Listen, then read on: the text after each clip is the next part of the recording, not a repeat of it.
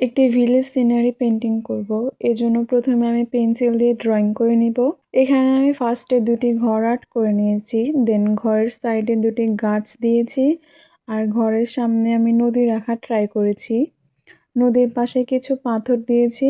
মূলত এই পেন্টিংটি আমি একটি মুনলাইট নাইট করে ট্রাই করব। চাঁদের আলো আমাদের সবারই ভালো লাগে, আমার তো অনেক বেশি ভালো লাগে।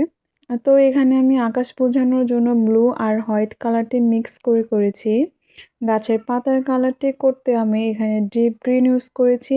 তো এইটা ডিপ গ্রিন ব্রাশের সাথে নিয়ে ছোট ছোট করে লাইন ড্র করে পাতা দিয়েছি। পাতার নিচে গাছের কালারটি করার জন্য প্রথমে ব্ল্যাক দিয়েছি, দেন তার উপরে ইয়েলো আকার দিয়েছি। দূরে ডালপালা বোঝাতে সবুজ কালার দিয়েছি। বাড়ির পেছন সাইডে একটি মাঠ বোঝাতে চেয়েছি। তো এটিতে আমি গ্রিনের সাথে ইয়েলো মিক্স করে করেছি।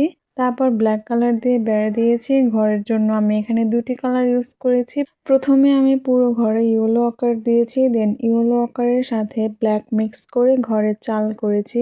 ইভেন দরজা জানালাতে আমি ব্ল্যাকই ইউজ করেছি। তো তারপর ঘরের সামনে কিছু ঘাস ফুল দিয়েছি, এজন্য প্রথমে পুরোটা গ্রিন করে নিয়েছি, তার উপরে গ্রিনের সাথে ইয়েলো মিক্স করে ঘাসগুলো দিয়েছি, দেন রেড কালার দিয়ে ফ্লাওয়ারগুলো করেছি।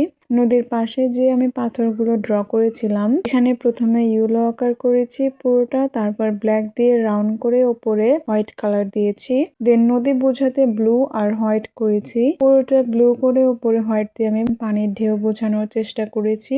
সবশেষে পেন্টিংটির যে মেইন পার্ট মুন, এটিতে আমি হোয়াইট কালার করে নিয়েছি। তো এই তো আমার পেন্টিংটি শেষ। এই ধরনের ভিলেজ সিনারি পেন্টিং করতে আমার অনেক ভালো লাগে।